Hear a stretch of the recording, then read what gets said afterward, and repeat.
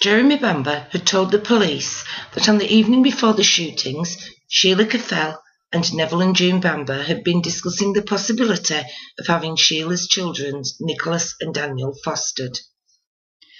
DCI Ainsley told the Director of Public Prosecutions that Jeremy had made this up and there was no possibility that foster care would have been a consideration.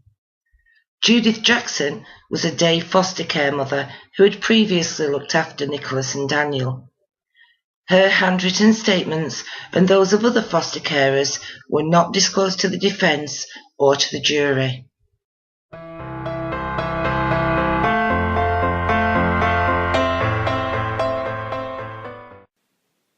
I was employed by Camden Social Services from the 7th of July 1980 until the 7th of January 1982 as a day foster mother to look after Nicholas and Daniel.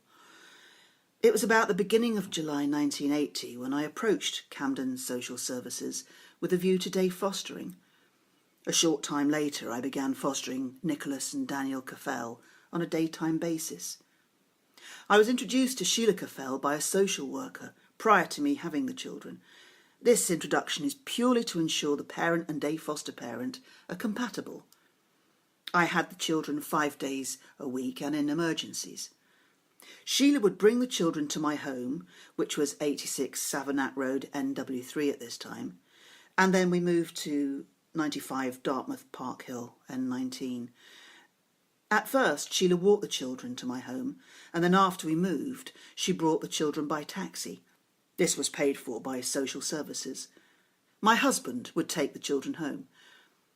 I found the 2 boys to be normal boys, but they had not been thriving properly prior to them coming to me. The reason I had the children was to ensure their well-being and to support Sheila. The children were above 12 months when they came to me. When Sheila brought the children, we would sit and have a chat about things. We became good friends. I was aware that Sheila had a number of friends and that she went to nightclubs regularly. I know that she went to Stringfellows, Annabelle's and the Purple Pussycat. I was aware that Sheila went to these clubs with an Iranian called Freddie. He bought her some very nice presents, clothes and things for the home. Freddie seemed very sweet, a kind and gentle man. I believe he was fond of the twins. I have met Colin Caffell on a number of occasions. I was aware that Sheila had cosmetic surgery by means of breast implants. This was done about the 5th of August 1981. I was also aware that Sheila became pregnant 5 times. 1 was aborted and 1 she carried for 5 months. I knew that my brother, Justin White, now deceased, took photographs of Sheila prior to her cosmetic surgery. He may have taken some after the event as well. Sheila was very fond of her father, but found her mother very difficult. She described her to me as being evangelical.